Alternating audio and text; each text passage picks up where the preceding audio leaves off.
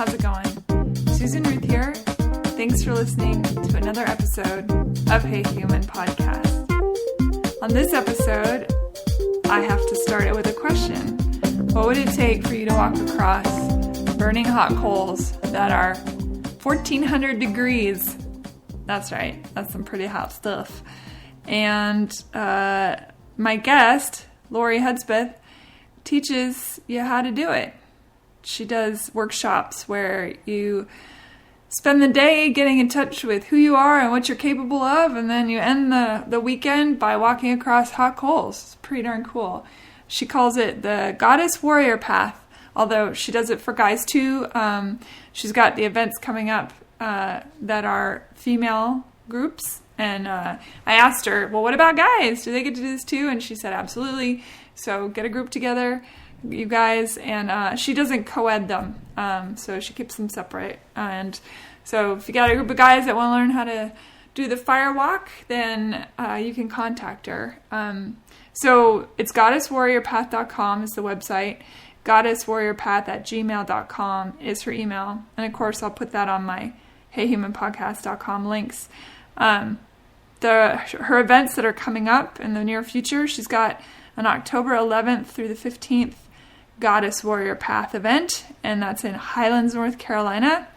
She's got a November 9th through 11th in Nashville, Tennessee, and next year in 2018, March 18th through 24 in Hawaii. So that's pretty cool. So Lori is many things. She is a firewalker, a shaman, a hypnotherapist, an intuitive life consultant, and a minister. So, you can walk across hot coals and then she can marry you. That's pretty cool. We talked about all sorts of things, her childhood and, when she first discovered her gifts and how she goes through life and her purpose and all that kind of stuff. It's really fascinating. Y'all know I love this sort of thing. I'm so fascinated by what humans are capable of, and I mean, everybody's entitled to their own opinion, but I freaking love it. I love learning about all the different ways to engage in the universe. Speaking of engage, just a little side note, I watched Star Trek Beyond the other night as I was, tucked in, and man, it was good. It was so much fun. And at the end, when they did the final little thing, I got pretty misty because, Leonard Nimoy died, and it just, I don't know, I started crying when they did the thing that they do, to boldly go where no man has gone before. I just love it. Anyway, totally Star Trek nerd. What can I say? In other news, I'd like to give a shout out again to the contributor. I think I might have done this as well last week in honor of the year episode, but the contributor here in Nashville did an article about podcasts making waves, and they included Hey Human, and I'm very thankful. It was a cool article, and I posted it on the facebook.com/heyhumanpodcast. So if you want to check that article out in digital form, it's up there on the Facebook. Don't forget to follow instagram.com/heyhumanpodcast. And then, I don't know if you heard the news, it's not earth-shattering, but I'm going to not do a Hey Human Twitter because it just seems silly to try and operate two Twitters, and I already have Susan Ruthism, which is SUSANRUTHISM. So follow me on Susan Ruthism Twitter. I always put all the posters and all the stuff on my Susan Ruthism anyway, so I'm kind of doubling down. So you 22 people who follow me on Twitter, on the Hey Human Twitter, I've got a lot more followers on the Susan Ruthism Twitter. So anyway, blah blah blah. Social media. What else? Email me, Susan@heyhumanpodcast.com, and I'm on the podcast apps for iOS and Android phones. So if you happen to notice that I'm not on a podcast app that you like, although then you wouldn't be getting this message because I wouldn't actually be on that app. So maybe that's a silly thing to even bring up. I was just going to say, email me and tell me that I'm not on a particular podcast platform.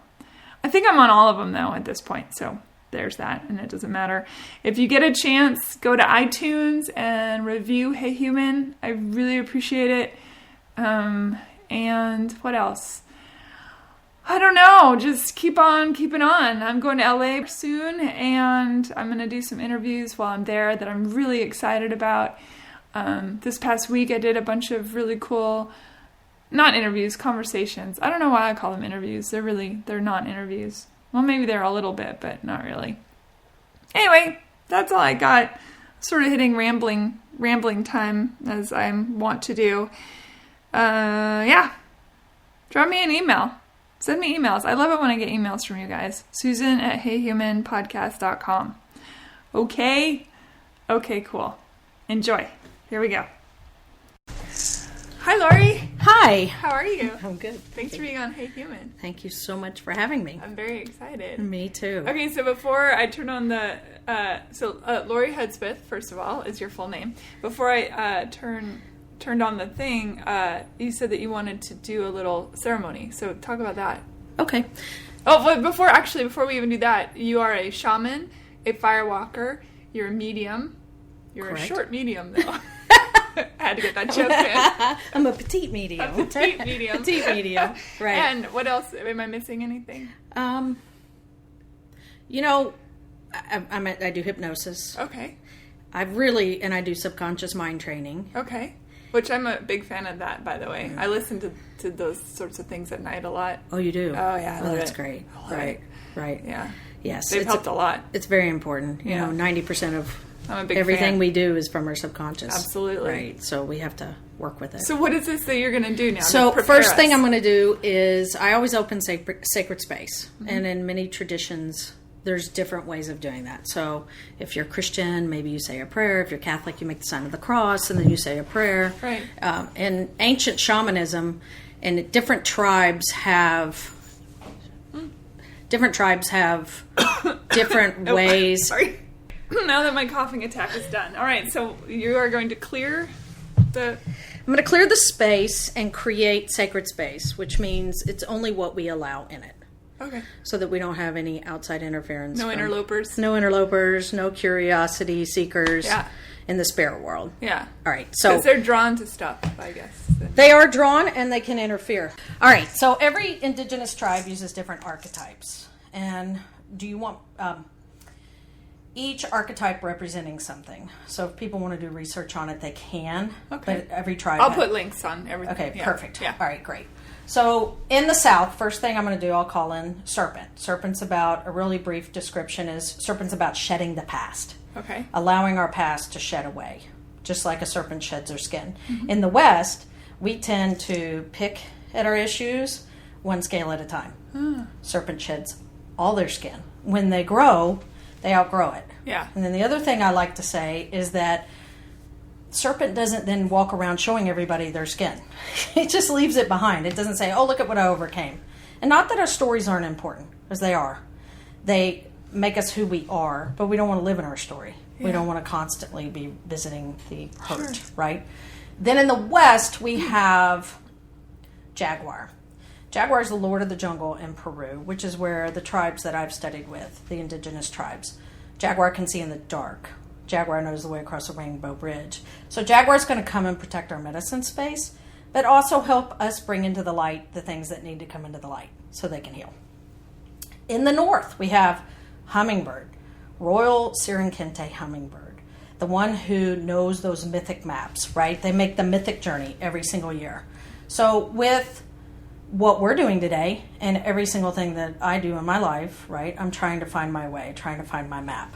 So hummingbird is going to help us, but that's also the place we're going to invite our ancestors to come, our lineage, those who came before and those who'll come after. All right. Then in the east, we have eagle.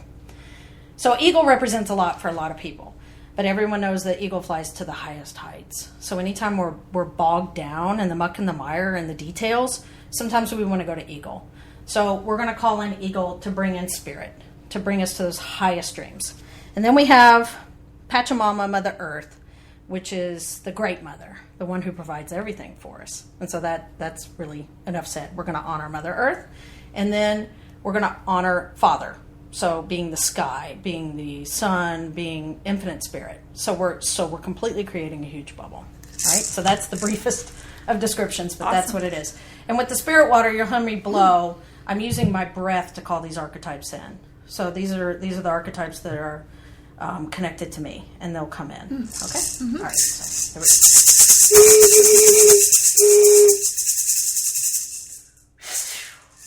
To the winds of the south, great serpent, Sachamama, come and wrap your coils of light around us. Teach us to shed the past, the way you shed your skin, to walk softly on the earth. Teach us the beauty way. Aho!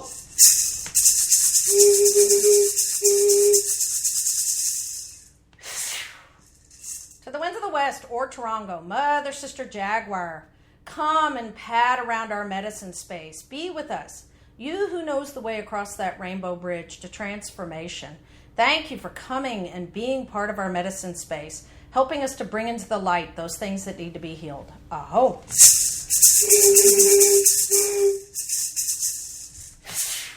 To the winds of the north, hummingbirds, grandmothers and grandfathers, ancient ones. To my lineage and to Susan's lineage, welcome, welcome, welcome. Come and whisper to us in the wind. You who've come before us, and you will come after us, our children's children. Aho!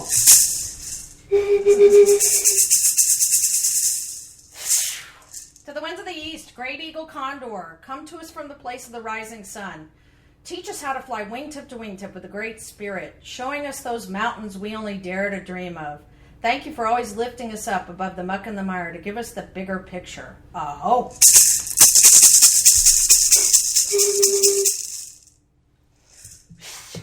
Pachamama, sweet, sweet mother, you who are the great mother who never ever forsakes us. Thank you for always providing for us, for allowing us to be a part of you. Thank you for taking everything that we ever shed off and making it new again. We know we've gathered for the healing of all your people, the two-legged, the four-legged, the finned, the furred, and the creepy crawlers, all our relations. Aho!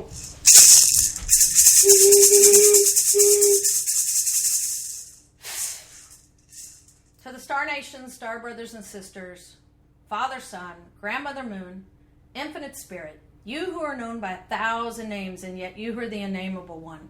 Thank you for watching over our medicine space, and thank you for allowing us to sing the song of life one more day. Aho! Beautiful. Thank you. And that's it. It's very simple and just creates a sacred space. Yeah, it feels really good. It does, my hair stood up a bit. That was pretty cool. Mm-hmm. Okay, so let's go all the way back. You're a little kid, born into this world. What the heck happened? I don't know.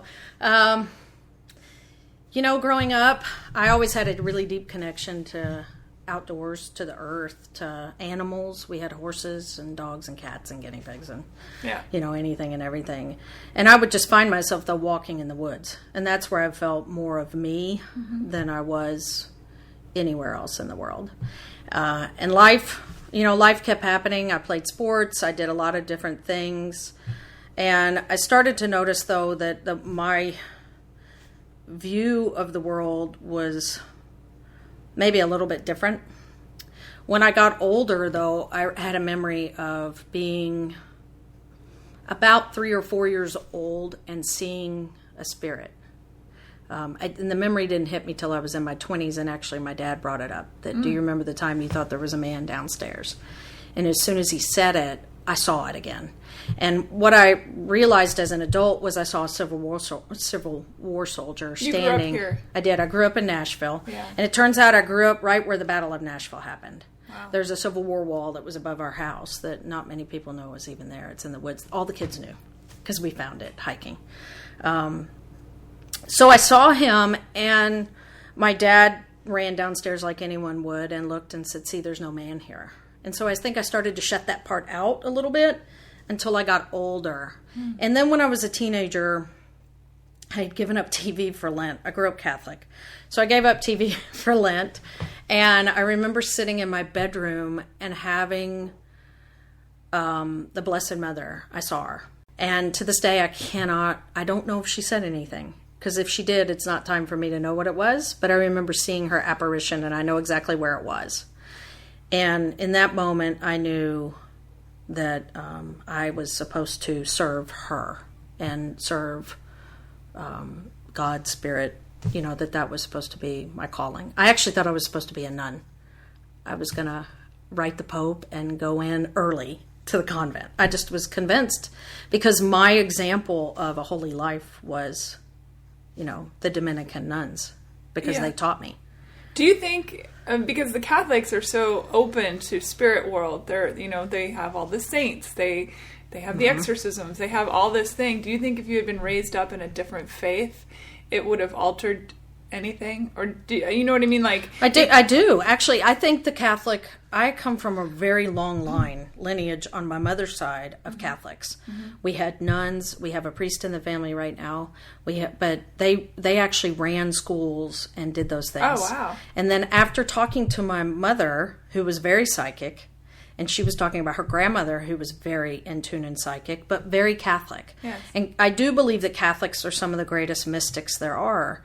And the more I study in the ancient shamanistic practices, the shamanic practices, I can see that thread through Catholicism. Yeah. For instance, the frankincense. When they're using incense, they're clearing the church. They're clearing their people of any dark, heavy energy. Sure. So I value my Catholic upbringing and the ritual. I love ritual. Oh my gosh. And ritual and ceremony. Yeah.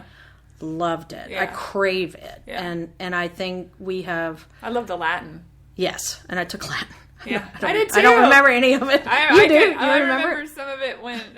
I wasn't raised Catholic, but I think my parents, in an effort to make sure I never got to have sex, sent me off to Latin camp in the summer. Latin camp? There's a thing? Any girl that knows Latin is never going to have sex, I guess. Oh, no. Latin camp? Yep, in Idaho. Moscow, Idaho. They're friends, the Lushniks. So yeah, I would go and study What Latin. do you do at Latin camp? But now when I'm in museums, I can recognize a few words here and there, which is pretty cool. The roots. Yeah. Whatever. Anyway, yes. Go on. Sorry. I remember saying, like, why are we the first school I went to was an all-girls Catholic high school, and I remember thinking, why are we studying a dead language like this? Well, you used to be required. In my right. parents' generation, to get your doctorate, you had to know a dead language and 2 modern languages. It was required. They just don't require that anymore. No, now they're considering not teaching cursive. Yeah. Right. So I love the Catholic ritual and ceremony. Yeah. And the mysticism and all the saints. Mm-hmm. I mean, it's so interesting because the saints, right? They all had their special gifts. Absolutely. And that's a great example when you're growing up as a young child to look and go, oh, there are people who had gifts besides Jesus. Yeah. We had all these saints. And the downside of that is that I felt like I had to be a martyr in order to be holy, quote unquote. That's a heavy burden for a child. Well, that seems to be the way that it went. Like you had a gift and then you were killed. Right. In a very unpleasant way, generally. Generally horrible. Yeah. So lots of suffering. Well, it wasn't, correct. So I have since cleared that belief, but I do think that belief held me back, that martyrdom part. So your parents, when you said, hey, I see this man, or, you're seeing things, they didn't say, oh, time to take you to the psych ward. They were supportive. They understood that you were actually seeing something, it sounds like. I don't know. If your mom had the gift as well. Well, my mom wasn't there she didn't happen to be there that day. Oh, okay. And my dad said, there's nobody down here. Yeah. So I don't know if they just... I don't know. What do you do when your child says they see somebody? You try to calm them down. I was obviously very scared. My friend Sam, his daughter, had a conversation with the upside down people that he overheard one night. He was walking down the hall and he heard her yelling at these upside down people and they were apparently telling her bad things and that, all this stuff. And so he went in and talked to her. He said, you have dominion over them. It's not the other way around. You can tell them to leave if they're not nice and that kind of thing. And I thought, well, that is the perfect answer. Instead of telling a child, no, there's nobody there, right? Give them their power and or let them foster their power and say, it's up to you to, tell these things to leave, or whether or not you believe in it. I think that's a really healthy answer. It is a very healthy answer. Yeah. It is. Good job, Sam. That's right. That's so true. And that is a thing for parents to do, because I do get those phone calls of my son saw someone or is talking to people at night or is afraid and comes in, or we see something now on the security camera. Because now we have some eyes that we didn't have, why do the lights keep going off and what's going on? And we always want to comfort our children. And ourselves, I think, too. Oh, yes. Yeah, fear is huge around this. Yeah. Because it's not exactly like your gun or your baseball bat is going to get that, whatever that is, out. Yeah. And so that lack of control kicks in. Were you scared when you were little, as you were? I knew that there were spirits downstairs in our basement, and so it's so funny. I would go down there, but I would run up the stairs because I could feel them behind me, and I always felt like they were grabbing me. And these are things I've never told anybody. So I would just run up. I would just run as fast as I could up the stairs, because they were probably like, "Well, you can see us," Well, they were, and like the movie I See Dead People, he didn't know what to do. In The Sixth Sense, he didn't know what to do with. Right, I do too. And he didn't know what to do with his gift. And I think this does happen. It doesn't matter what your gift is. If you don't know what to do with it, it can feel like it's a negative, and it can be really heavy. So part of my lifelong mission is to help people discover their gifts, or if they already kind of know what they are, to help them understand that it's not only okay, it's a blessing, and that it's yours to do in the world. And the Catholic Church did that for me. I remember the nuns specifically saying in a religion class, your gifts are yours, and if you don't use them, it's a sin. And I was like, I don't want to be sinful. And so that whole finding out what are my gifts, helped me realize, like, if I have a gift and I don't use it, then the world's missing something. Yeah. And every person has that. There's not one that's any better than another. Yeah. It's just that they're all different. That's the important thing. That's awesome. Like, your unique gifts are yours. Right. There's no one else like you. Well, it's from our mutual friend Ellen, which is how we met. Right. Ellen gets brought up in every podcast. It's so funny. She's famous by proxy. And it's not Ellen DeGeneres. No, it's not. Who I love, by the way. But no, it's Ellen Sevier. Anyway, she said, people are always saying that everyone has the gift to do what you do, but they just don't know how to tap into it. Do you believe that to be true? She said, ask her if she thinks that's true. And I always tell people that too. I say, everybody has gifts. You just have to figure out kind of how to foster them and train them. Like, if you're a singer and you want 2-octave range instead of 1-octave range, then sit and sing until you find that range. It's a practice. Yeah, it's true. It's a developing a muscle, if you will. So do you feel that's... I do. Yeah. We're all spiritual beings, every one of us. So learning how to use remembering. It's really about remembering. The whole thing is about remembering. There's this moment, I've done breath work, which is a holistic modality when you go back and you do a certain type of breathing in order to rebirth yourself. And so I got to experience this moment of right before my birth, of me saying, I don't want to go, I don't want to go. Don't want to go into the world. I don't want to go. No, it's pretty and my guides and all my guides said, you chose this. But having that remembering of, oh yeah, I chose this. I'm the one who raised my hand and said, these are the things I will accomplish during my lifetime. And it sounds great when you're in the spirit world, but then when you get in this earthly body and you realize, oh, this is like a lot of work, and it can cause, there's some pain involved at times. Then you go, oh, I don't know, and you want to shrink away. And every one of us, we're spiritual beings. We're all spiritual beings. Our energies. So yes, it's like a vehicle sitting out there. Until you go put a key in it and learn how to drive it, it's useless. Yeah, I feel like addiction has a lot to do with that very thing, and that the people who come into this world may be extra empathic or highly intelligent or whatnot. They have a higher tendency a lot of times to put that drug and alcohol on them to numb them out so that they can't feel. And I feel like that's exactly why, is because they are those beings, and some little voice in their heads are saying, this sucks, let's just take it out. It's true. Yeah. I tried to kill myself. Oh, you did? I did. How old? I was about 17. Wow. What happened? I got drunk with my friend. There were two of us. Were you already depressed? Or I was already depressed. Yeah. And I didn't know why. And when I look back, I believe it's because I felt like, I think my gifts were really there. And I felt different. This was after seeing the Blessed Mother, which I didn't tell anybody. There was a lot of shame with actually seeing her because only special people see her. Feeling unworthy. I didn't feel worthy at all. So I didn't tell anybody. And I remember when I saw her, she was there for such a long time. I couldn't blink and make her go away. And I really felt unworthy. And because teenagers already feel unworthy. Right. Well, and I didn't want to tell somebody and then they don't want to be around me because now, well, who do you think you are? Or maybe you're crazy or any of those things. Yeah. Oh yeah. Crazy would have been or you're making this up. And so it felt so sacred that I just kept it a secret. Yeah. And as my teenage years progressed, which are really hard anyway, as those progressed, I just decided I didn't want to do this anymore. And I think when I look back now, it's because I have been through a lot of trials and tribulations and dark night of the soul. I've had 3 near-death experiences.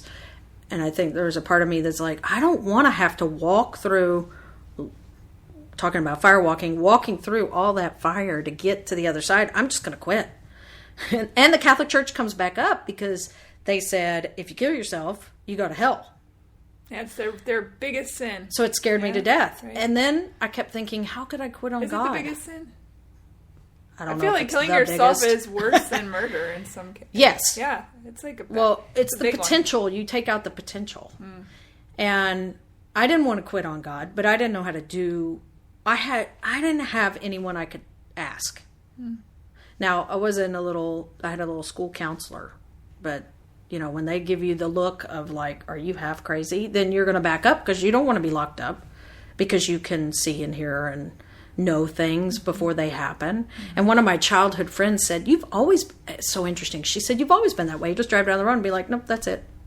That's where I need to be. So I've always had this deep intuition for myself that would tell me exactly where to go. I didn't know what to do with it. And I certainly didn't want to talk to anybody about it. I remember telling my mom when I was very, very, very little, Mom, I don't really feel like I'm here. And I remember her having a very, she didn't know what to do with that. So I just kind of started getting quiet about the things that might seem a little different. It's hard to be in two worlds at the same time. It would feel very surreal to feel like you're not there because you're not really anywhere. You're everywhere. Everywhere. It's very confusing on a child. And walking between the two. Yeah. It seems easy to me because I know the way.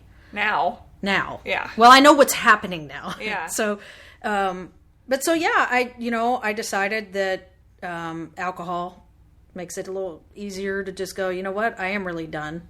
And so one night, I don't know that I've ever told anybody this except for about 2 people, but one night and now you and more, one night we were out driving around. We were in Ashland City, which is out in the country here in Tennessee. And we stopped. I wasn't driving, but I was drunk. But I wasn't driving. The person who was driving wasn't really drinking and wasn't paying attention either. And I remember going over to this ledge. It was a big concrete ledge. And I sat on the edge. Now, I'm afraid of heights. And this is really far down. Well, so what I did was I kind of jumped, but I held on with one arm and dangled off the edge. Like, I guess I was just seeing if I really wanted to do it. And my friend was like, what are you doing? And it was really far. We're talking like 50 feet easily to concrete below. So she grabs me and pulls me up. And I remember us getting into a really big fight. And I started walking over this bridge. It was a bridge over this huge river. It's at night. And I'm leaving her. I'm like, just leave me alone. And I start walking over, and a pickup truck is coming over the bridge. So I went into the road, and he couldn't see me because we're in pitch black. And I'm standing in the road, and the truck's going to hit me. He's not slowing down. He can't see me. And all of a sudden, my friend did this, Yvonne did this whole flying tackle thing. I don't know what happened. All I know is I ended up in the other side of the street on the ground. And she screamed at me and picked me up and hit me and told me, "What are you doing?" And was trying to knock some sense into me. But I remember feeling so numb. I was just standing in the street. I'm like, no, this is it. I'm just going to go. And I think part of the reason I wanted to leave was because of my connection to God, knowing, well, if I die, I'm going to go be with God anyway, and it'd be easier. There's this whole place. But I really wonder more of it being, gosh, I just don't know what to do with my gifts, and I don't know what this means. So what is it I'm carrying that feels so heavy, and what is it that I'm supposed to do? And were people visiting you during this whole process? Were you still seeing things? I was. The biggest thing for me was my mom. We went to the Grand Canyon, and her lifelong friend was a river guide on the Grand Canyon, and he had gotten a private rowing trip, which you cannot get. It takes 15 years or something now to get a trip. And we had talked to him about, oh, isn't that fabulous? And he said, do you all want to come? So we got to go. And I was 18. This is right after all of this.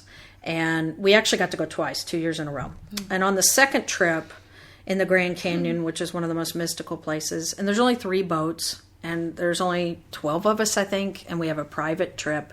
We're rowing and camping and doing all of that. On day 2, my raft flipped over in a rapid, and I almost drowned. And the whole experience, when the raft flipped over, one of the Coleman stoves, which is a metal stove, hit me in the head, knocked me under. Holy even deeper. Moly. I got trapped under the raft. I thought, this is it, I'm going to die. And I was breathing in water. I had held my breath as long as I could, and I couldn't get out because we were in this huge rapid. And in the Grand Canyon, the rapids they're actually over a class 10. And for anyone who whitewater rafts, the only place they are over 10 is in the Grand Canyon. And that is like the worst rapids you can ever be in. And I got trapped. And when I finally got myself out from under the raft, I started swimming, but I was still in the rapid. They're really long. And this whirlpool sucks me down. And it goes really, really dark. And I'm like, I'm dying. This is it. I'm dying. And I heard a voice say, you wanted to die, and now is your chance. And no one will know that you killed yourself. No one will know. You won't have that shame. You won't have anybody, what happened to Lori? Because nobody knew I was suicidal. It'll look like an accident. What do you want to do? And I said, I don't want to die. I don't want to die. And I started saying a Hail Mary. Because being Catholic, and I started just saying Hail Mary, full of grace, underwater. And it was jet black. And I mean, I had been sucked. I don't even know where I went. And it was very still. I didn't hear a noise. I was in this in-between worlds place. And all of a sudden, this white light comes down through the whirlpool. Because I could see, and I went shooting straight up, popped straight out, got my breath. And, but then I had to fight for my life. The rest, I ended up through 6 more rapids, 3 miles in the river. Now, if that's not bad enough, the water was 34 degrees. Yeah. And so I was hypothermic beyond. Yeah. And every rapid that I would come to, because nobody could rescue me, every attempt failed. And everyone was going insane. I'm writing a book, so the whole account will be in that. But when I grab onto the raft and I look and go, oh no, I got to save my life again. And there was a point where I yelled to my mother because she was behind me. And I just thought, I can't do it anymore. And I started yelling Mom to her. It's this innate little kid in me starts screaming, Mom. And I see her put her hands on her head. And I'm like, I cannot die. She will blame herself the rest of her life. So it gave me this extra burst to live. Well, I get through the rapids and they pull me out. I kind of barely remember. I remember being pulled out of the river, sitting on the raft and looking down, and my skin was blue. And I wasn't shaking. I remember looking down and going, I'm blue. And then the next thing I remember, I wake up in a sleeping bag with my mother. They take all your clothes off of you and put you body to body. And I was just chattering nonstop, and she was calming me down and doing all this relaxation techniques with me. But one of the miracles that came out of it, besides the fact that I lived, for me was they said within about an hour of me being in the sleeping bag after they got us to the shore and tried to get me out of severe hypothermia. And remember, we have no walkie-talkie. There's no 911. I mean, this is it. If you die, you die. And they said 6 doctors in a rafting trip came up within an hour and got out and went up and checked on me. Wow. And I remember telling my mom later, I don't think they were really there. I do think they were there, but I don't think they were on a rafting trip. I think they were angels or guides because they only allow 2 trips a day. And the fact that anybody came by, and it happened to be 6 doctors, and Mom said they checked on me and said she's going to be fine, and then left. Yeah. I've read about stories like that where, they're like in horrific car accidents and somebody will just show up and they'll maybe pray, or it'll be a doctor or something will happen, and then nobody can find that person, and the victim lives to see another day, Yeah. There are a lot of those stories. I believe that. Where more than one person witnesses so it's not like a hallucination of the person that's hurting. It's unless it's a mass hallucination, but I don't know. Because there is that ability, you hear about shape-shifting and things, but why couldn't that happen? I mean, that thing is, we're only limited with our mind, right? Absolutely. And I don't remember it happening. So there's also a part of me that wonders if I hadn't jumped out of my body and they're like, we need to put her back in. It's not our time. Like, let's just, Lori, get back in your body. You get to choose. What do you want? Are you staying or are you going? Yes. So did things amp up after that? They did. Actually, that kicked everything into gear for me. Yeah. And what was crazy was about 6 months later, my best friend killed herself. Wow.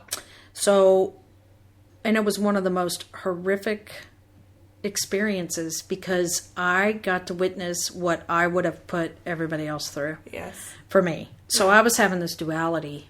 Did she come visit you after the fact? She did. She's visited a lot, actually. What did she say? A lot. She said that it was her time to go. Yeah. Everyone, our judgment of how things are, like, oh, it's tragic she died.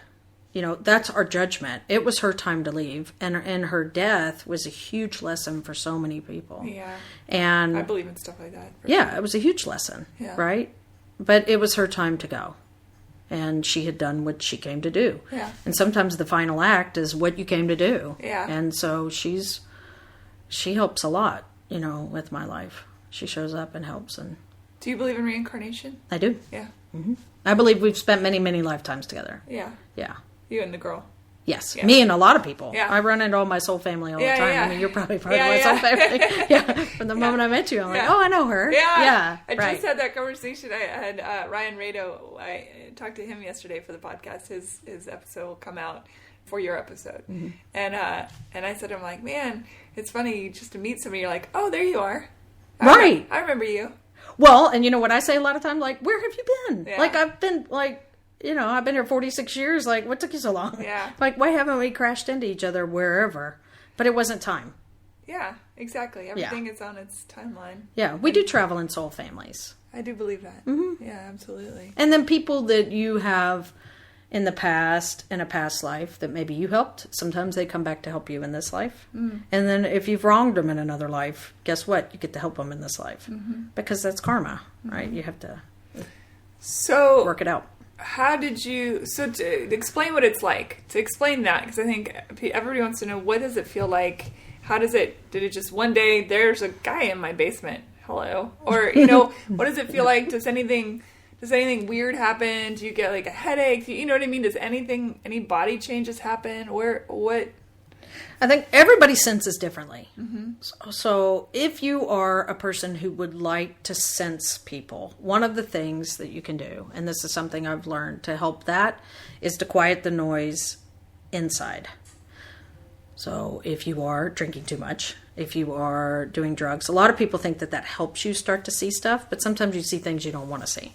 So yes, as it knocks the conscious mind out, sometimes you can experience something that's scary or dark because the heavy energy. Or you open the door and get the doors open. Period. Oh boy, yeah, you've opened the door to a lot of interesting things. All sorts of things.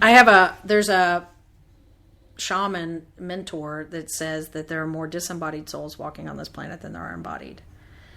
Interesting. So if you think about it, with 1 billion people on the planet, And they're just looking for many, a place to hop in. Or, they're just looking for a place to hang out Yeah. or suck energy, or, Yeah. you know, they find you curious and they want to, like, see what it's like to be you. Yeah. And then they'll attach or they'll follow you around. Yeah.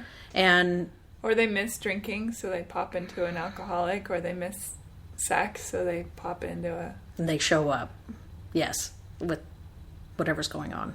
Mm-hmm. Yeah, they're curious. Mm-hmm. You know, just like That's how I describe it, at least. That's a really great way to describe it, Yeah. actually. But so some people get a tingly. They get a feeling on the back of their neck. Mm-hmm. You know, your body will start to send a signal. You have your energetic body, and when that gets engaged, it filters into the physical body. And everyone's different. Some people hear. Some people smell. I met a woman yesterday who said she smells her mother, and it's very comforting to her. Some people taste.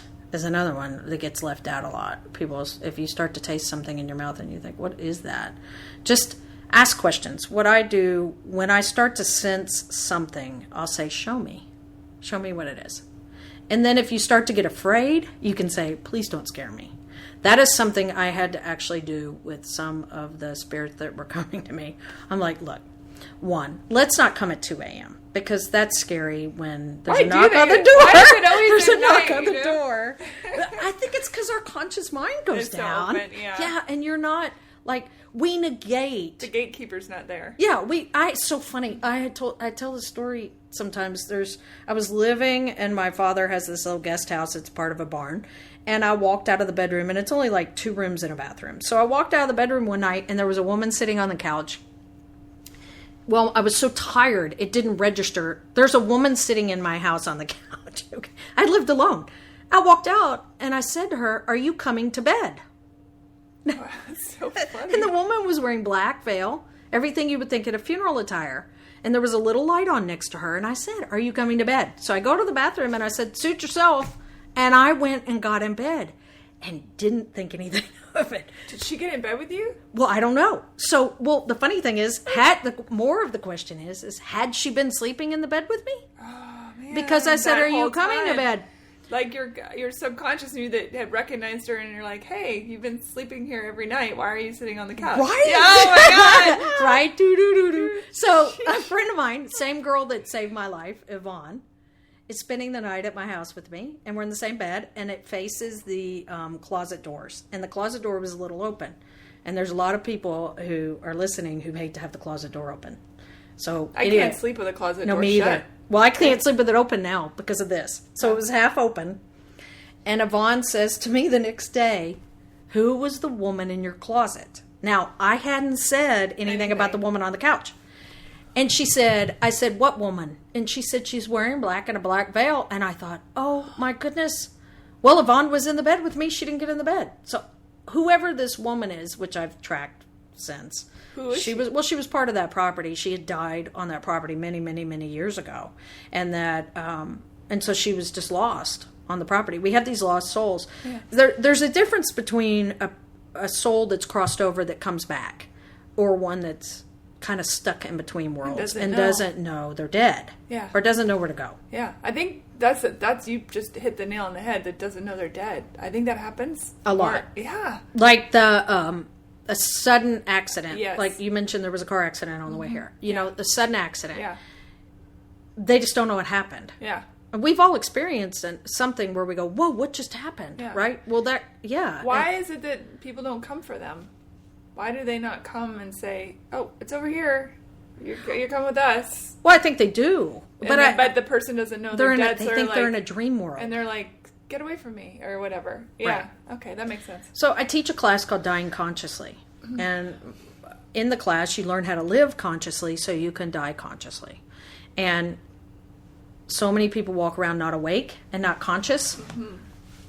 And so when you die, guess what? You think it's still a dream. Right. So we've all had those lucid dreams at night where you think it's real. Mm-hmm. Well, that's kind of what they're experiencing, at least in my thing. Now, some people do know they're dead, and they don't know what to do because they haven't developed any kind of relationship with the divine. And some are attached to their house or their people. land or their, yeah.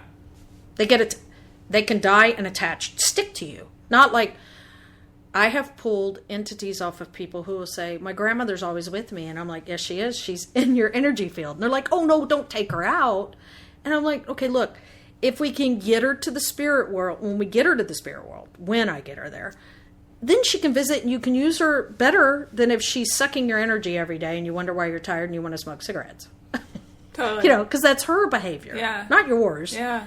And one of the biggest keys that somebody has when attached is when people will say, God, you're just not acting like yourself. Mm-hmm. Well, you're not. Mm-hmm. This other entity, if you're tired or you've had something to drink or you've taken any kind of drug, will take over and run your life.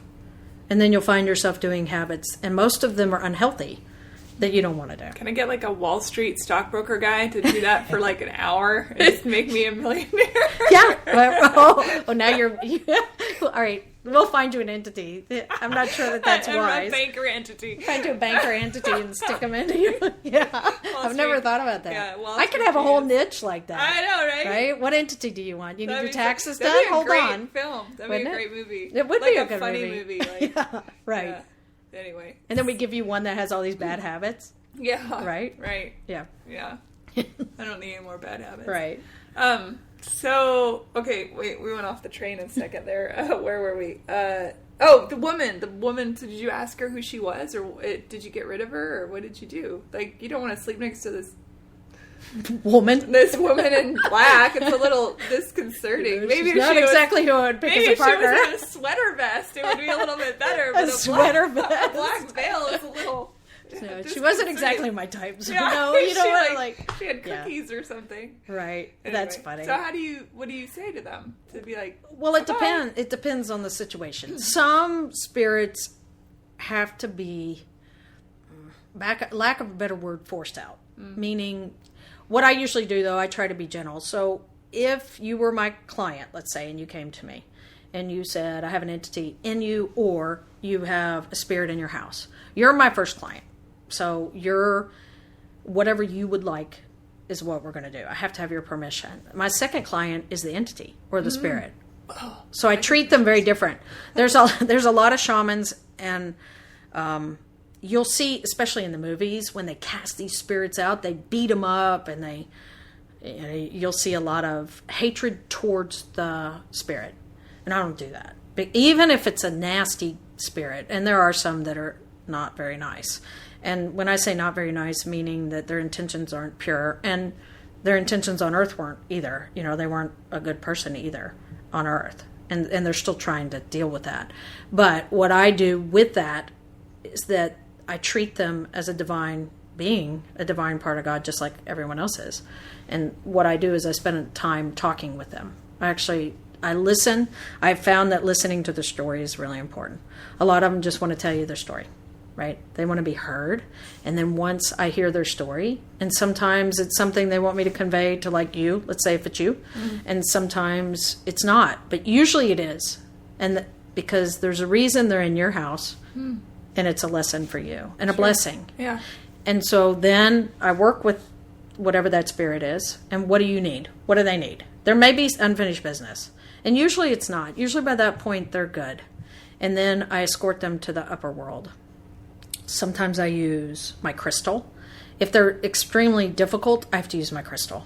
Because my crystal is 13-sided, and it's double terminated, and it was created. It has no, I'll show it to you. It has no problems in it, no cracks in it or anything.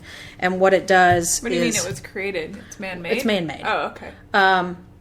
But what it does is it creates a light for them to go to. But it also holds them until I can consciously go take them and release them to the four winds or take them to the upper world. Because if I just cast them out, guess what? They're going to go somewhere. They're just going to go find somebody else to hang out with.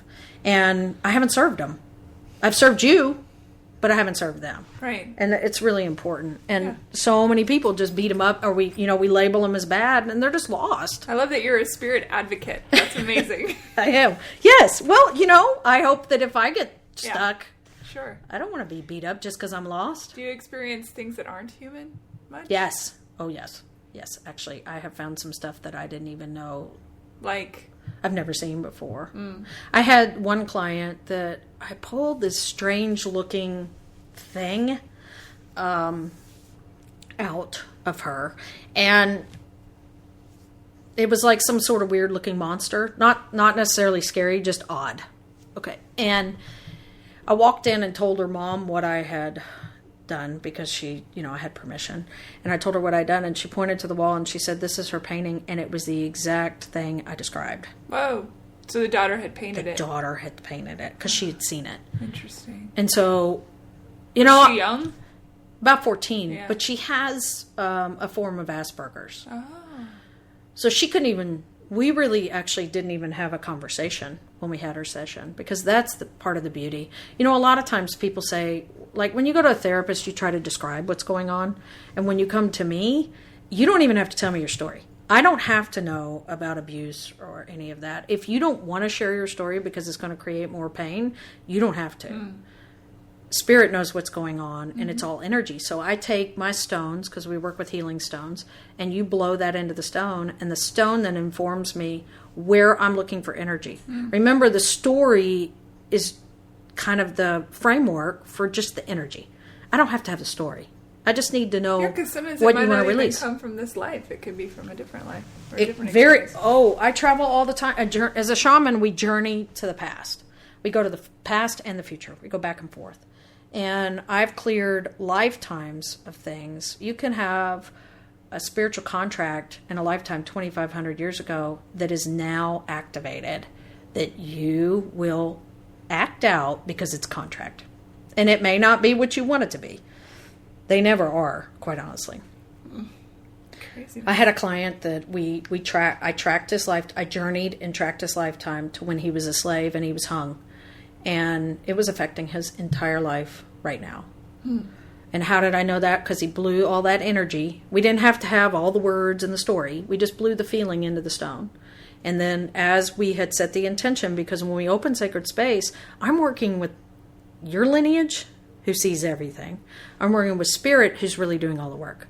So it's not me. All I do is conduit. I'm just a conduit. Yeah. And I journey and go watch the movie of what spirit shows me. I'll say, "Show me." And I'll see the movie, and then I'll say, "What do we need to do?" Spirit tells me what to do. I do it. Whatever that is. It's not really me doing it, but I'm the hands. I'm the person just holding. Yeah. I'm the live being for the other person. And then I come back and say, "This is what was told to me." And I don't question it. I just trust the process. Yeah. The beauty is because it's not me. Well, how did you know then, as a 19, 20, 21-year-old, that you were, that these gifts were going to end up being something that you would then turn around and help other people? Like, when was that decision made? That I would help other people? You know what I mean? That yes. Yeah. When I didn't kill myself, and then my best friend did, I said, "I don't understand what the difference is. How did I get out and she didn't?" And I still didn't know. So that began my journey. And like everybody, it's a journey. And my journey's still happening. I'm still unfolding. 10 years almost to the day from my Grand Canyon accident. Almost to the day. One happened on August the 10th. The second accident happened on August the 19th. I was working on a dude ranch in Colorado because it had always been my dream. And I went to the back country, to what we call pack camp, where we camp out in the back country in 3 million acres. And I was tying a horse up to a really high line where it could graze overnight. And I was standing on a log, tying it up, because I'm so short, as you see. And I was tying it up, and the horse hit me and stepped on the log and bumped me and knocked me down. And when it did, I fell. And I screamed, "Oh, God." I actually knew in that moment when I was falling, I'm going to die, because I felt the horse coming behind me. So I have a 1,200-pound animal with its saddle on, falling. I can feel it behind me. Falling, it's going to fall on you. It's going to fall on me. And I'm falling to the ground, which we're in the Rocky Mountains, so that's not exactly Nobody's going to a find pleasant you. space to fall. Right. Well, and I had my arms straight up in the air. So I fell, and the horse hit me. The horse fell completely on my body, crushed me to the ground. Now, again, I have no memory, except for screaming, "Oh, God." That was like a prayer, I guess.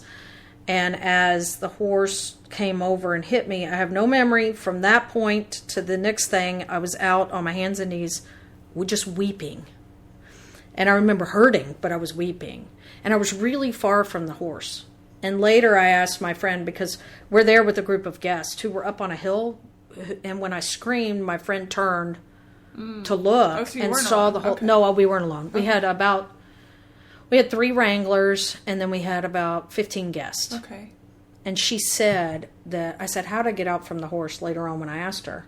And she said, you just put your arms up in the air and you were drug out, but I couldn't see. Like, I put my arms straight out and something pulled me out.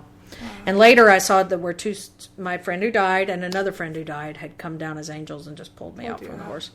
But that began the biggest healing journey. And that is when I got very serious, was in that moment. Because I realized as I laid in this house hurting for 18 months and couldn't do anything, nothing. Because I had 5 bulging discs, and the doctor said, I don't understand why you're alive. That was the first thing the doctor said. But I didn't get to the doctor for 3 days. Riding a horse out of there must have been awful. It was horrible. Yeah.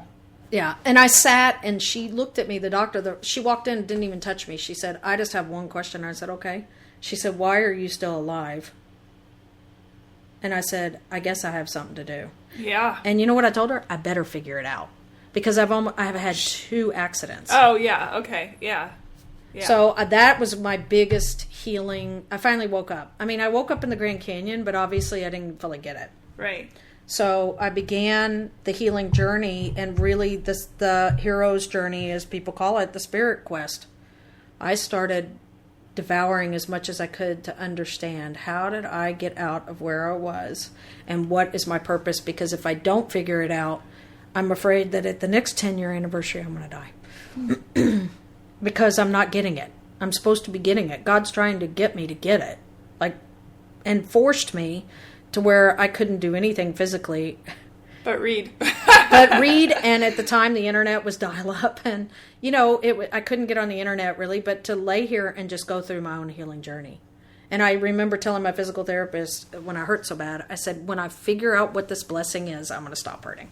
But I can't figure it out. I don't know what it is. It was very frustrating. So you didn't put 2 and 2 together, like, oh, you see people that other people don't see? You didn't think... Not at that moment. Hard-headed, aren't you? What? Hard-headed, aren't you? Very. I'm very stubborn. Yes. Yeah. I bet my mom told you to say that. Yeah. I am hard-headed. I should have gotten it the first time. But the whole wake-up call thing is real. That's about learning, Sure it is. Yeah. And now I can say, I know what it's like to face death. Sure. And I know what it's like to come back from a horrible injury where you don't think you'll ever ride a horse again.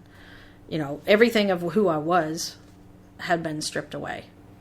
Did you encounter a lot of people that said you were crazy or were hurtful about your gifts along the way, or were you spared that? I didn't tell anybody. Still, you hadn't? Mm-mm. Huh. Okay. No. So how does that work? You're sitting with your friends and, their Uncle Bob is standing behind them and Uncle Bob is saying, oh, tell her there's a, blah, blah, blah, blah, blah. And, how would you parlay that if you can't? I'd make it, people would, it's interesting. People can only hear what they want to hear, really. And I became really quick at learning who's open to receive whatever I have to say. Sure, that makes sense. But I have since learned, and I would hold back big time. And since then, I've learned to just go for it. So when did you go full force, full throttle, this is who I am, and how old were you at that point? Well, 6 years, so I started the shamanic path. Well, I've always done the shamanic thing. I was pulling roots out of the ground, sassafras tree. I don't know how I knew this. I would pull these sassafras baby trees up and skin the root and chew on them. And my grandfather said, oh, that's what the Native Americans used to do. So I've always been that way, but so I consciously started the shamanic journey with the 4 winds, and I scared myself really bad because I was seeing chakras and hearing them, and I said something to somebody, and I said, so do you hear that chakra? Can you hear it? And they go, no. And then I went, you can't hear that? See, I only have an experience of myself, really. Like, you only have an experience of you. And unless we start to compare notes, we don't know if we're different. And I just kind of assumed everybody was doing what I do.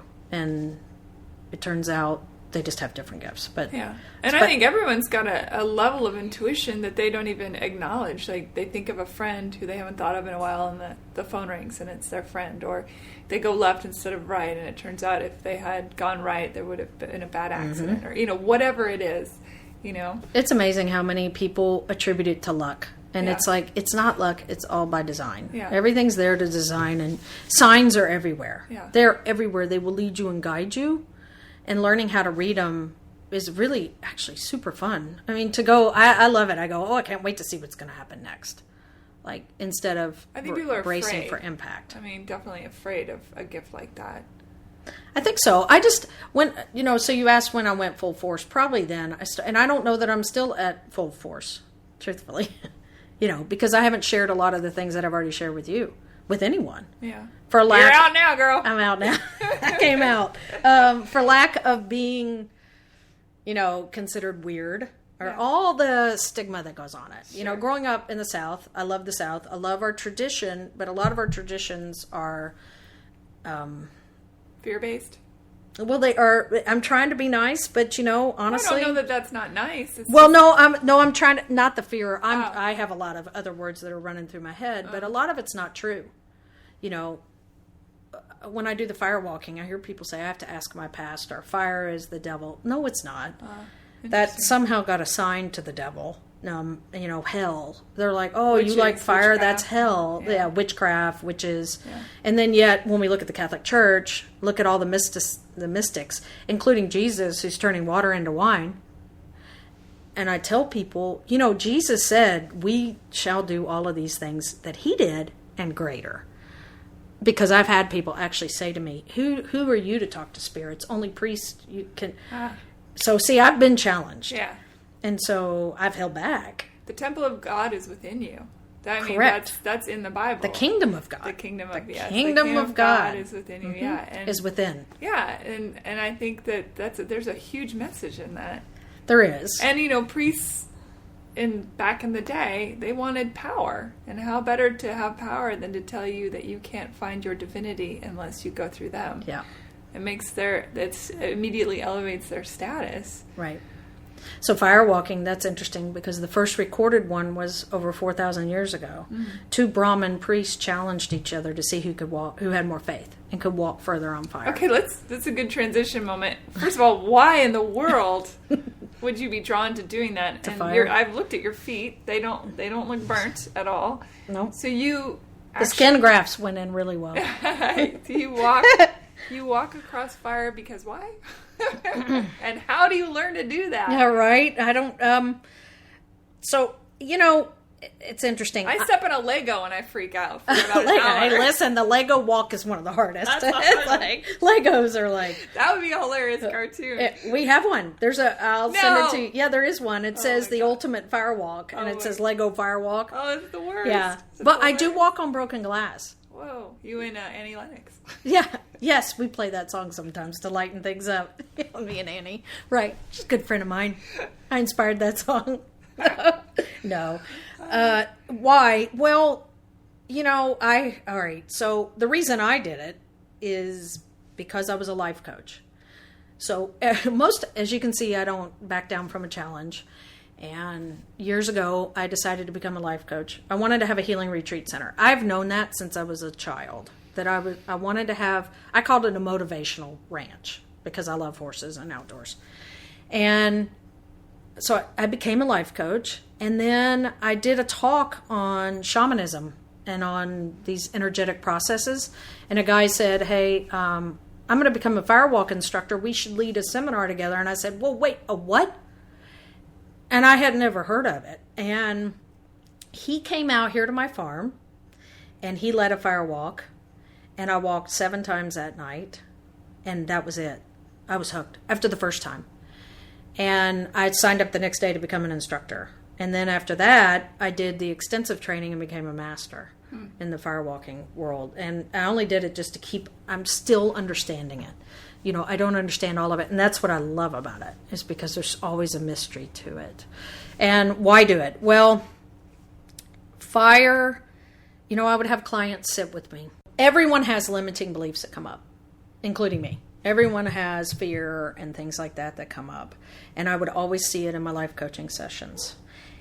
The greatest way to overcome the fear and the limiting beliefs is to work with the subconscious, right? We've talked about that. One of our earliest beliefs is fire burns. Hot, don't touch. You're crawling across the floor in the kitchen. Your mom says, don't touch the stove. It's hot, it's hot, it's hot.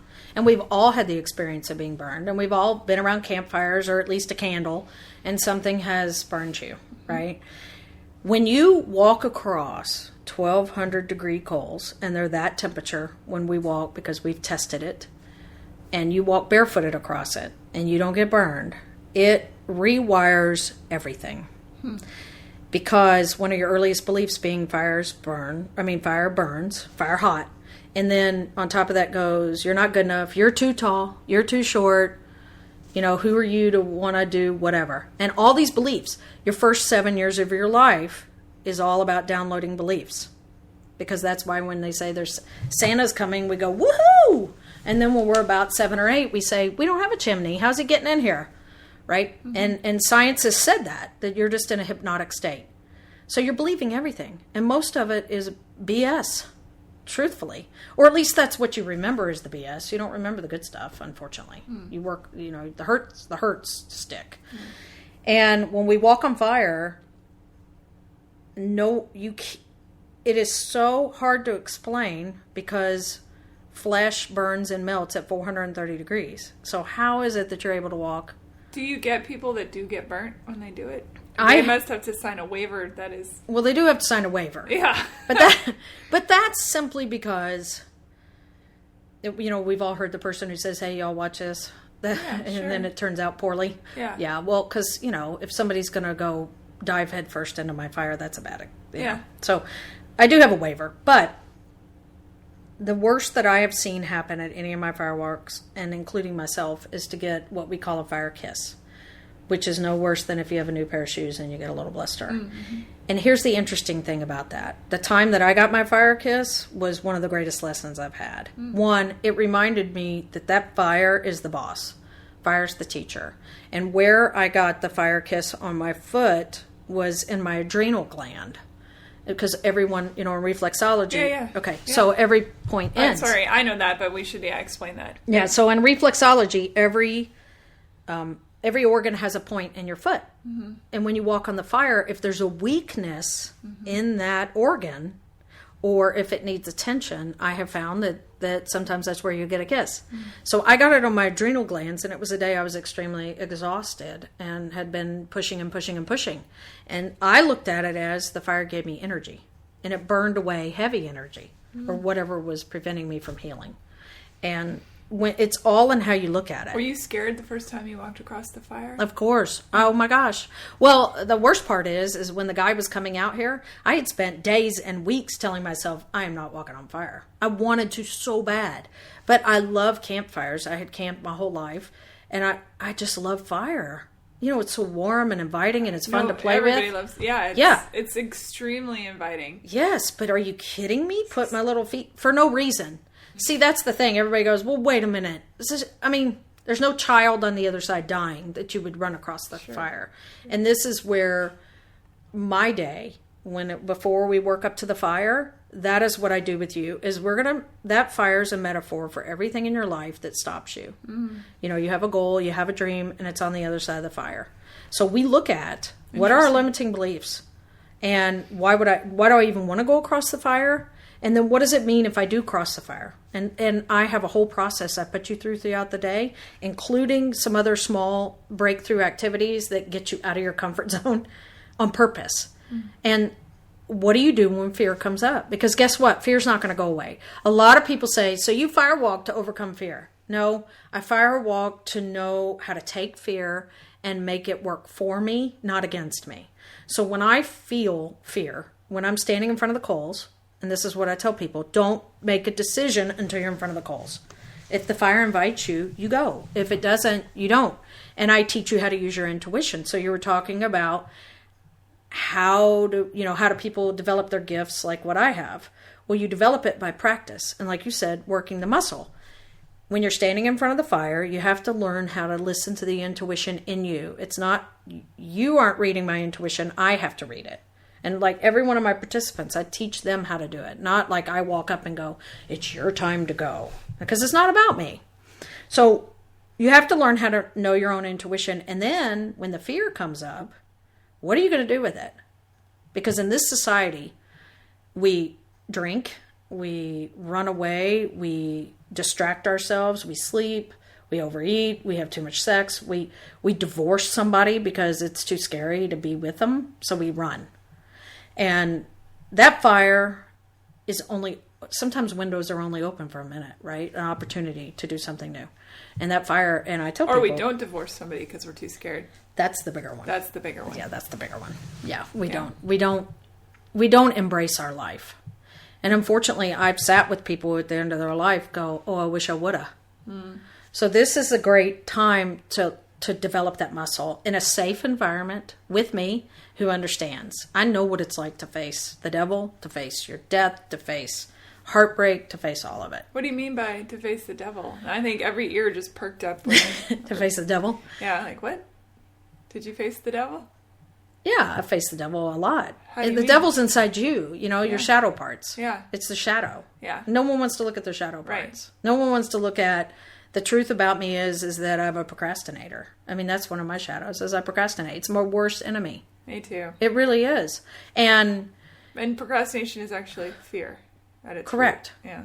Fear of something, success or failure. Right. Or and a lot of time, and you know what? You will sit in that indecision place until it's so uncomfortable that you have to do something different. But you don't always make the right choice.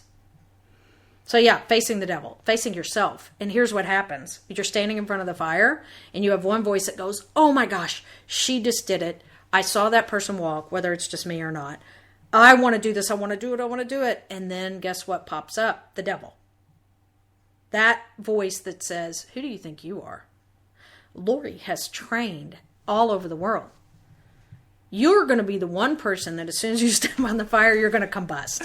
You're about to embarrass yourself. Remember the time when you were in high school and you did blah, blah, blah? All your devil, and all I believe that is the error thoughts. Mm-hmm. But it's the subconscious programming. And every bit of that runs through there at 90 miles an hour. Mm-hmm. Now, what are you going to do? Are you going to walk? Or what are you going to succumb to? Because you know that fire's only open for a certain window. And I watch people, there's an internal struggle that goes on. And really, by the time we get to the fire, we've already worked through a lot of that because I've put you through some other things that are very surprising throughout the day. And one thing is, people show up, I don't tell them what we're doing during the day. And they'll go, why are we here 9 hours? We're just going to firewalk. I'm like, oh yeah, get ready. Because the real work is done before we get to the fire. The fire is really the graduation, is the rite of passage.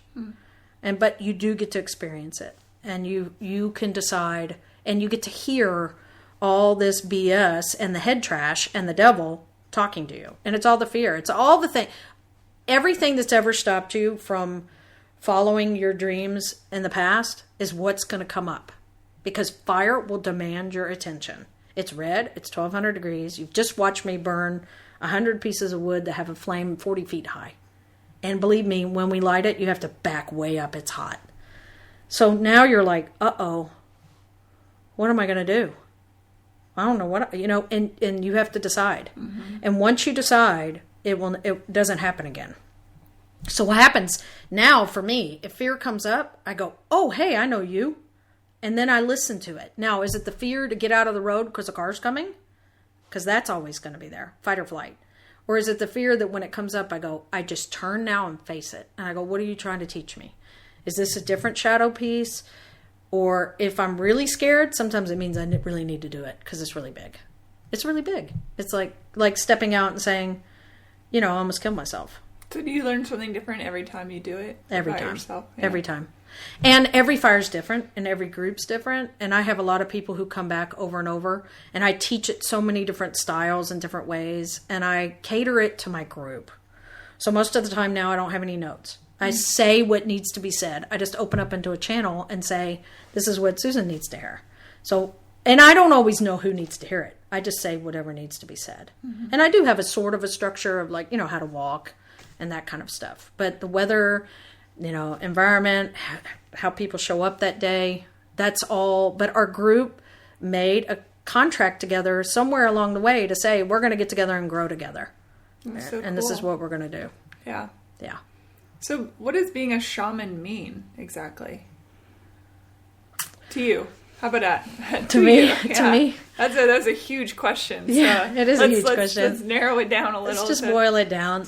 You know, being a shaman is like, I believe we're all shamans in our own way. It's our way of life. It's a way of being in the world. So I interact with nature all the time. You know, I'm consciously aware of not stepping on a bug on the sidewalk, of allowing the butterflies to have plenty of food, you know, realizing that they are me and I'm them, and to be part of that. And on an energetic level, realizing there's so many dimensions that we're in at all different times, right? And that I can journey. It's not that hard to be expansive. So being a shaman is about being expansive. It's about journeying. It's about knowing that your healing is really my healing too. So, you know, this just happens to be what I do. And every client that sits with me, I'm blessed, just as, you know, I hope I bless them, but I'm also blessed. So it's just a way of being. It's a way of holding space, and it's a way allowing for healing and helping to shed off whatever needs to be shed. Do you have a firewalking happening soon, anytime in the future, for people to come to? I'm going. Yes. And can people just come and watch? Do they have to be part of the thing? It's not. Is it not a? Well, here's. So far, I haven't opened to just watching. I do in Middle Tennessee. I do the firewalks on my farm here. I will travel to wherever anyone is to do a firewalk. I was in Omaha, Nebraska last year. So I will come to you and bring my team. And I will go anywhere. I've been to Spain. I've been all over the place to lead these firewalks. So if someone, I will say yes. Because the fire, I believe, is what's telling me where to go. Yeah. And, you know, and here's the thing about spirit too. Shamans believe that when we call spirit comes. It's a contract we have. So I have a contract with spirit. When I need spirit, I call spirit. And when spirit needs me, I go. So if somebody calls me and says, hey, will you come do a firewalk? I go, sure. Because I feel like that's what I'm supposed to do. Right. As far as watching, I tell people, if you'll come to the seminar part of the day, whether I'm doing a 4-hour or an all day or a multi-day, if you have not received your money's worth before the firewalk, I'll give it all back to you. The firewalk is really just the icing, because the whole day really is not about the firewalk. It's about what we're going to do prior to the firewalk. And the firewalk is your rite of passage and your graduation. But not every fire is one for everybody to walk on. So that's why if you haven't received your money's worth before the firewalk, I'll give it to you. I'll give it back to you. Because when you get to the fire, if it's not your time to walk, it's not your time. I had a woman who did not walk one time. And when we were doing the share, she said she didn't walk because her husband told her she had to. And I didn't know he had said that to her. But all the way over to my house, he had said, you have to walk. And they got in a big argument. She said, I took back my power. So she had more empowerment by going, nope, I'm not doing it just because you told me to. I know I can. I'm not, you know. And she had walked before, too. So, yeah. You know, so there is that thing. And just watching someone else walk is empowerment. It's like when we watch the Olympics, right? Yeah. Somebody does something crazy with their body. And you have some videos that I'll put on heyhumanpodcast.com that people can go and look at that as well. I do. The biggest thing about the firewalk, though, is not just overcoming fear and learning intuition. It's about tasting that you're divine and divinity. Because when you can do that, you know, it just shows you that you're much more than your body. Yeah. You're much more than what you think you are. Right. Every time I walk, I go, whoa. And I'm humbled by it. I'm like, I just can't imagine that we have this ability. If we could do this, what else can we do? Lots of things. Lots of things. Yeah. We're so unlimited in our potential. Yeah, I talk about that. I brought that up in I don't remember which podcast it was now, but I had read something about the woman that lifts the car off the baby, and then it made me think about the people back in the 80s or whatever, when angel dust was the thing, and these people on angel dust would fight off 10 cops and have superhuman strength and all that. And it got me to thinking that, you know, the woman that's lifting the baby or the guy on the angel dust fighting off 10 men and having the strength of 20 men, they already had that. Right. It's just in the adrenaline rush of their baby or their kid under the car, their gates flew down, and suddenly who they actually are and what they're actually capable showed up. Right. And the person on the angel dust their gates are completely down. And so it makes me think, maybe we can walk through walls. I think about that when I'm in the gym, as strange as that is. I think about the angel dust guy, and I think, of course I can lift this weight that looks unbelievably heavy because Right. I can lift 100 times that. I just haven't given myself permission. Right. Or, I've limited that thought pattern. So... Well, and that's the thing about the fire. fascinating. We've all seen fires burn down houses Sure. and destroy.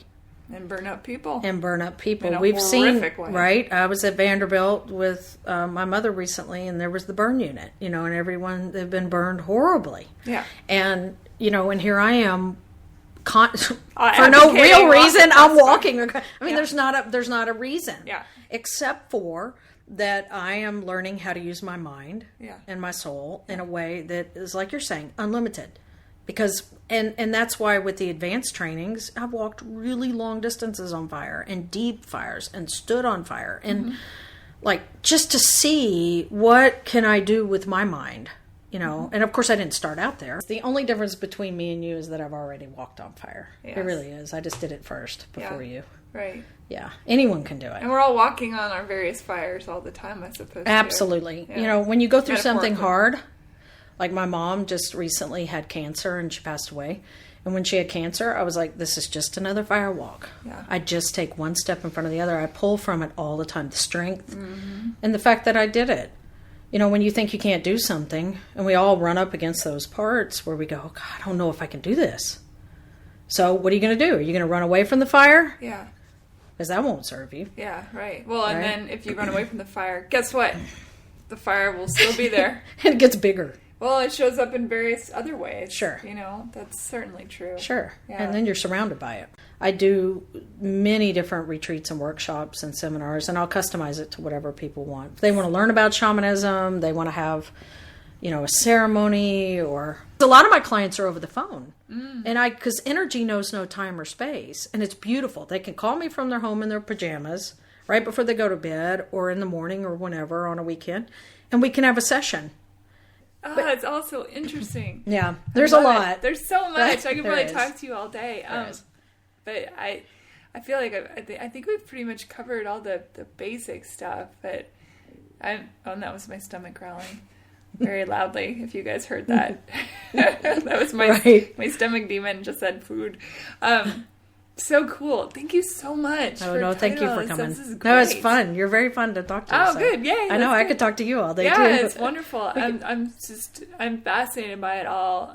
It's such a part of me anyway. And I'm tickled. Thank you. No, thank Yeah. you. I'm really glad you came. And you can find Lori. I'll put all the links up. Lori, Yeah. thank you. Thank you so much. Bye, everybody. Bye. Yay.